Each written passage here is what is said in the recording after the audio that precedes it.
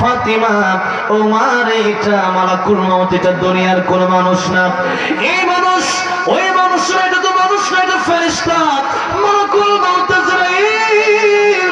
ও মা, আমার কাছে এসেছে, আমার কাছে আসার জন্য পারমিশন চাই।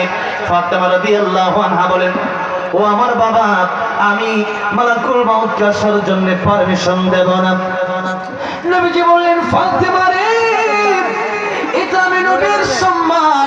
তামাম পৃথিবীর মানুষের কাছে মালাকুল মউত আসলে পারমিশন লাগে না, অনুমতি লাগে না, কিন্তু আমি নবীর কাছে মালাকুল মউত এসে পারমিশন চাচ্ছে। এটা আল্লাহ রাব্বুল আলামিন আমি নবীকে সম্মান দান করেছেন।